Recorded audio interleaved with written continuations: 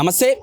Telugu medium చదువుకున్న వాళ్ళకు నిజంగా జాబులలో కూడా ఇబ్బంది జరుగుతుంది. ఎందుకంటే గ్రూప్ 1 ఎగ్జామ్లో వాళ్ళ కరెక్షన్ సరిగా జరగలేదని చెప్పేసి అశోక్ సార్ ఆరోపణలు చేస్తూ ఉన్నారు. ఒకసారి మాట్లాడదాం. అసలు తెలుగు మీడియం చదువుకున్న వాళ్ళకి భవిష్యత్తే లేదా, లేకపోతే వాళ్ళు అసలు తెలుగు మీడియం చదవద్దా, దాని ఒక మీద క్లారిటీ తెలుసుకుందాం. నమస్తే సార్, ఏమంటారు? తెలుగు మీడియము నిజంగా చాలా రోజుల నుంచి టాపిక్ నడుస్తూ ఉన్నది. అది ఇంగ్లీష్ మీడియం ఉన్న వాళ్ళకి ఇచ్చిన ప్రియారిటీ తెలుగు మీడియం వాళ్ళకి ఎందుకు ఇవ్వడం లేదు? ఇవాళ Telangana public service commission group 1 result ఇచ్చిన తర్వాత తెలుగు మీడియం భవిష్యత్తే ప్రశ్నార్థకం అయిపోయింది. ఇవాళ నేను తెలుగు మీడియం చదివినా, నాలాంటి వాళ్ళు కొన్ని వందల మంది ఉన్నారు. ఇవాళ 2015 వరకు ఉన్నటువంటి విద్యార్థులంతా తెలుగు మీడియం చదువుకున్న వాళ్ళే. మరి గ్రూప్ 2లో తెలుగు మీడియం వాళ్ళు 70% ఎట్లా వచ్చారు? గ్రూప్ 3లో 70% వరకు ఎట్లున్నారు? వాస్తవంగా గ్రూప్ 1లో కూడా ఫిలిమ్స్లో 70% మంది తెలుగు మీడియం వాళ్ళే ఉండేవాళ్ళు. కానీ మొదటిసారి 18 పేపర్ లీక్ అయినాయి, ఆగమయ్యింది.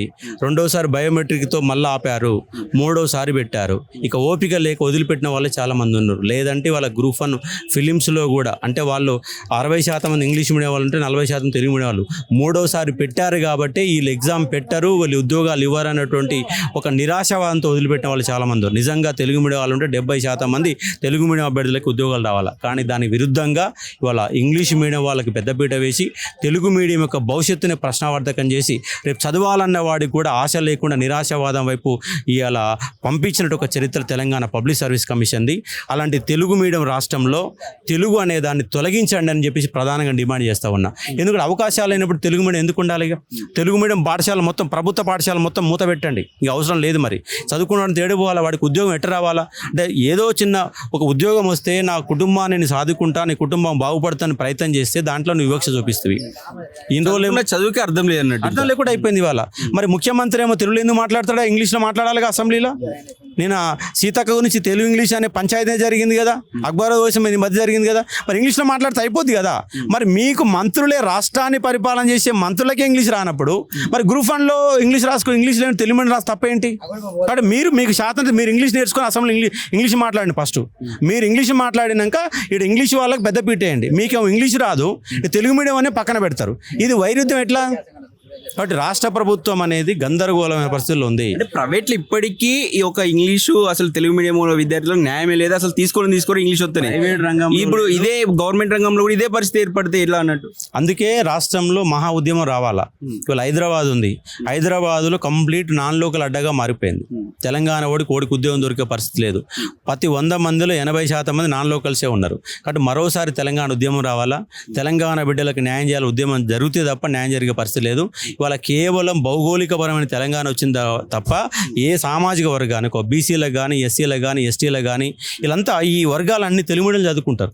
ఇంగ్లీష్ మీడియం వర్గాలు ఏ వర్గాలు చదువుతాయి? ఉన్నత వర్గాలు చదువుతాయి, డబ్బులున్న వాళ్ళు చదువుతారు ఇంగ్లీష్ మీడియంలో. ఇవాళ మా నాన్న బడికి పంపడమే చాలా కష్టం, అలానే తెలుగు మీడియం చదువుకోవడం తప్ప ఇంగ్లీష్ మీడియం చదివే పరిస్థితి అసలు ఆ గవర్నమెంట్ బడిలో పోవడమే కష్టమైన పరిస్థితులలో ఇవాళ ఆ బడుగు బలహీన వర్గాలు ఆ తెలుగు మీడియంలో ఎవరు ఎక్కువ నష్టపోతున్నారంటే ఎస్సీలు, ఎస్టీలు, బీసీలు నష్టపోతున్నారు. దానికి ఉదాహరణ ఏంటంటే ఓసీలు ఇవాళ 500కు పైన 250 మందిలో దాంట్లో 50 మంది కూడా తెలుగు మీడియం వాళ్ళు లేరు. ఇవాళ 300 మంది వరకు దాదాపు 50% మార్కులు దాటిన మార్కులు వస్తున్నాయి. ఎట్లా వస్తున్నాయి? ఉద్యోగాలు అమ్ముకుంటున్నారు, తెలుగు భాషను నాశనం చేస్తున్నారు. అన్ని రకాల గందరగోళాలు సృష్టించిన తెలంగాణ పబ్లిక్ సర్వీస్. అందుకే దీనిపైన ఎంక్వైరీ చేయండి, పేపర్ రీవాల్యుయేషన్ చేయండి, తెలుగు మీడియం వాళ్ళకి న్యాయం చేయండి, తెలుగు మీడియం వాళ్ళకు భవిష్యత్తుని భరోసా కల్పించండి. తెలుగు మీడియం చదవద్దుగా, తెలుగు మీడియం చదివితే కూడా ఉద్యోగం వస్తుంది, వీళ్ళు కూడా గవర్నమెంట్ స్కూల్ పోయి చదువుకున్నారు, వీళ్ళకాడ సబ్జెక్ట్ ఉందని చెప్పేసి నిరూపించే ఒక ప్రయత్నం చేయండి. కానీ తెలుగు మీడియాన్ని భరోసా లేకుండా, భవిష్యత్తే లేకుండా, భవిష్యత్తు అంధకారం చేసే విధంగా వ్యవహరించకండి. తెలుగు విద్యార్థులకు న్యాయం చేయండి, పేపర్ రీవాల్యుయేషన్ చేయని చెప్పేసి ప్రధానంగా డిమాండ్ చేస్తాం. అంటే తెలుగును ఉంచాలనుకుంటుర్రా లేకపోతే తీసేయాలనుకుంటున్నా? వాళ్ళే మాటలు మాత్రం తెలుగు పెద్దపీట ఇస్తాం, తెలుగు ఉండాలి, తెలుగులోనే పక్క రాష్ట్రం అయితే ఇంకా గెజెట్లు కూడా తెలుగులో ఇస్తామని చెప్పి చెప్తూ ఉన్నారు. వీళ్ళ వ్యవహార శైలి ఏమో ఈ విధంగా ఉంటుంది. మీరు దీనిపైన ఏమంటారు? మాటలు ఒక విధంగా ఉన్నాయి, చేతలు ఇంకో విధంగా ఉన్నాయి. ఇలా ముఖ్యమంత్రి ఉన్నాడు, 2 లక్షల ఉద్యోగాలు ఇస్తాం నిరుద్యోగులకు అని చెప్పేసి ఇదే ప్రెస్ క్లబ్లో మాట్లాడిండు, హామీలు ఇచ్చిండు. మీరు ఒక కేసీఆర్ ఉద్యోగం ఊడగొడితే మీకు 2 లక్షల ఉద్యోగాలు ఇస్తామన్నాడు. ఇప్పుడు రేవంత్ రెడ్డి ఉద్యోగం ఊడబెక్కాల్సిన పరిస్థితి ఏర్పడింది. నువ్వు ఇస్తాను ఎన్ని ఇచ్చినావు? 12,000 ఉద్యోగాలు ఇచ్చినావు. అంటే తెలుగు మీడియం విద్యార్థులని సర్వనాశనం చేసే విధంగా రిజల్ట్ ఇస్తావు. 2 లక్షల ఉద్యోగాలు ఇస్తాను, 12,000 ఉద్యోగాలు ఇస్తావు. గత గవర్నమెంట్ ఉద్యోగాలని మీ ఖాతాలో వేసుకుంటావు. లాస్ట్ అసెంబ్లీలో ఇయర్ క్యాలెండర్ ఇస్తారు, ఇప్పటివరకు దాన్ని ఇంప్లిమెంట్ చేయరు.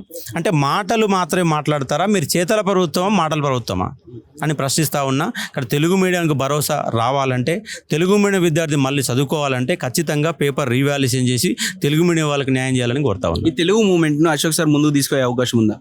ఇప్పుడు భాషావేత్తలు ఉన్నారు, వాళ్ళు ఎవరు సపోర్ట్ చేయట్లేరు, వాళ్ళందరూ సూసైడ్ చేసుకోవాలా.